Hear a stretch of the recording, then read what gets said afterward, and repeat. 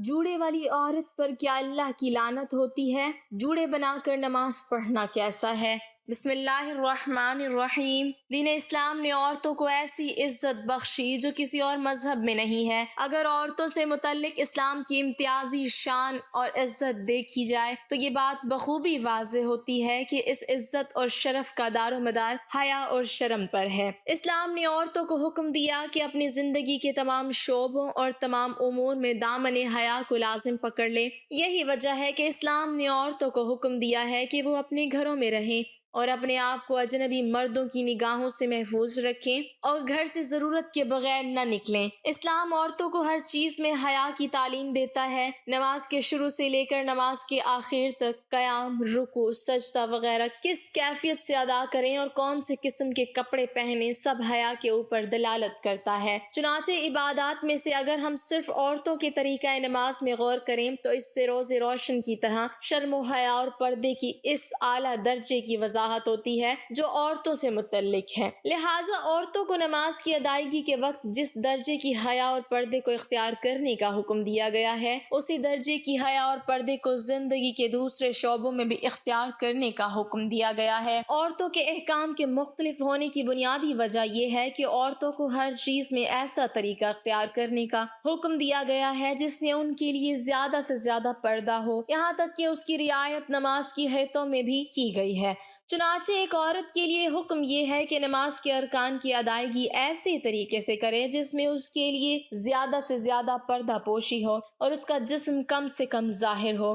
امام بہقی رحمۃ اللہ علیہ لکھتے ہیں، عورت کی نماز کے احکام مردوں کی نماز کے احکام سے جدا ہونے کا دار و مدار ستر یعنی پردہ پوشی پر ہے۔ عورت کو ایسا طریقہ اختیار کرنے کا حکم دیا گیا ہے جس میں اس کے لیے زیادہ سے زیادہ پردہ ہو۔ حضرت عبداللہ بن عمر رضی اللہ تعالی عنہ فرماتے ہیں کہ نبی کریم صلی اللہ علیہ وسلم کے دور میں عورتوں کو ہدایت دی گئی تھی کہ وہ دوران نماز اپنے بدن کے اعضاء جتنا قریب رکھ سکتی تو ان کو چاہیے کہ قریب کریں۔ رسول اللہ صلی اللہ علیہ وسلم نے عورتوں کو اس بات کی ترغیب دی ہے کہ وہ اپنے گھروں کے اندر نماز ادا کریں اور وہ اپنے آپ کو غیر محرم مردوں کی نگاہوں سے پوشیدہ رکھیں، یہاں تک کہ آپ صلی اللہ علیہ وسلم نے ارشاد فرمایا کہ عورت کا اپنے کمرے کے اندر نماز پڑھنا اپنے گھر کے صحن میں نماز پڑھنے سے بہتر ہے، اور عورت کا اپنے کمرے کے اندرونی حصے میں نماز پڑھنا کمرے کے دوسرے حصوں میں نماز پڑھنے سے بہتر ہے۔ صحیح بخاری میں روایت ہے کہ سیدہ عائشہ صدیقہ رضی اللہ تعالی عنہا نے فرمایا، مسلمان عورتیں حضور نبی اکرم صلی اللہ علیہ وسلم کے ساتھ نماز فجر میں شامل ہونے کی خاطر چادروں میں لپٹی ہوئی حاضر ہوا کرتی تھیں۔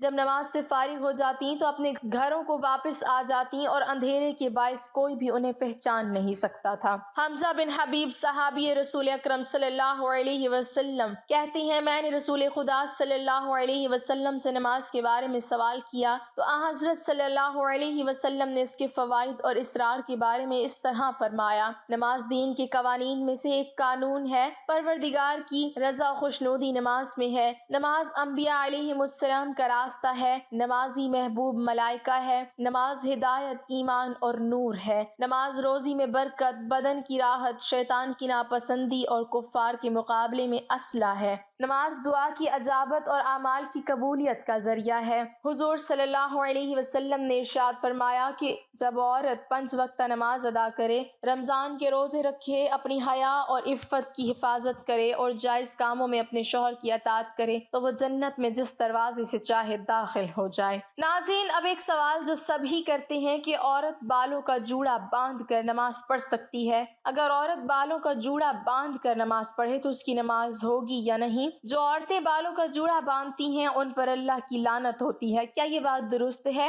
عورت کے لیے بالوں کا جوڑا باندھنا، چٹیاں باندھنا، یہ کیسا ہے؟ تو ناظرین، واضح رہے کہ عورتوں کی جوڑا باندھنے میں مندرجہ ذیل تفصیل ہے۔ نمبر 1، سر کے اوپر جوڑا باندھنا ناجائز اور گناہ ہے، چاہے نماز میں ہو یا عام حالت میں ہو۔ احادیث میں اس طرح عورتوں کے بال بنانے کو ناپسند کیا گیا ہے اور ایسی عورتوں کو اہل جہنم میں شمار کیا گیا ہے۔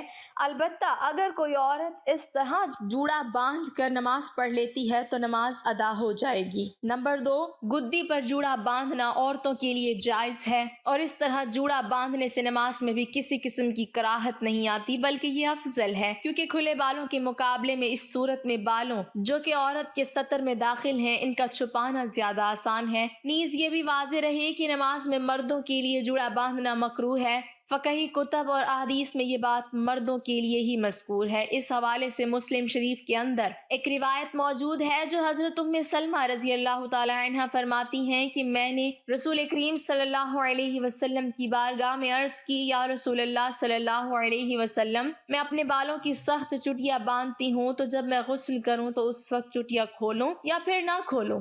تو نبی کریم صلی اللہ علیہ وسلم نے ارشاد فرمایا کہ چٹیاں مت کھولو بلکہ اس طرح پانی بہاؤ کہ بالوں کی جڑوں تک پہنچ جائے۔ تو اس حدیث سے علماء بیان فرماتے ہیں کہ عورت کے لیے بالوں کی چٹیاں باندھنا یہ بالکل جائز ہے۔ خود حضرت ام سلمہ رضی اللہ تعالی عنہ بالوں کی چٹیاں کیا کرتی تھی، تو عورت کے لیے بالوں کی چٹیاں باندھنا یہ بالکل جائز ہے، اور اسی طرح بالوں کو سمیٹ کر گردن کی پشت پر جوڑا باندھنا یہ بھی عورت کے لیے بالکل جائز ہے۔ بلکہ علماء بیان فرماتے ہیں کہ نماز کی حالت میں یعنی نماز میں عورت چٹیاں باندھ لے تو یہ زیادہ بہتر ہے، کیونکہ اگر بال کھلے ہوں گے تو سجدے کی حالت میں بال بکھر جانے کا اندیشہ ہے۔ عورت کے لیے بالوں کا چھپانا یہ بھی ضروری ہے نماز کی حالت میں، اور اسی طرح مردوں کے لیے جوڑا باندھنا نماز کی حالت میں یہ جائز نہیں ہے۔ مرد تو بڑے بال رکھ ہی نہیں سکتا، لیکن اگر کسی نے زلفیں وغیرہ رکھی ہیں تو اگر نماز پڑھ رہا ہے تو نماز میں اس چٹیا کو کھولنے کا حکم ہے، تاکہ جب وہ سجدے میں جائے تو بال بھی سجدے میں ہوں۔ تو مرد کے لیے چٹیا باندھنا نماز کی حالت میں یہ جائز نہیں ہے۔ عورت اگر چٹیا باندھتی ہے تو یہ بہتر ہے۔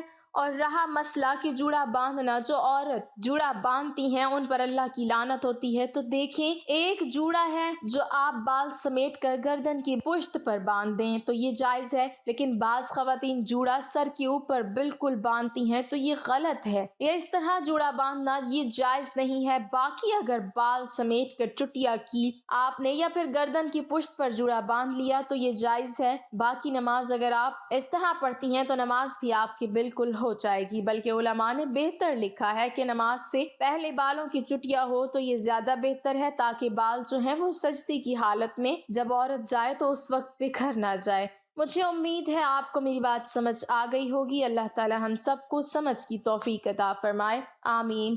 ناظرین، کمنٹ باکس میں اللہ تعالیٰ کے 99 ناموں میں سے ایک نام ضرور ٹائپ کریں۔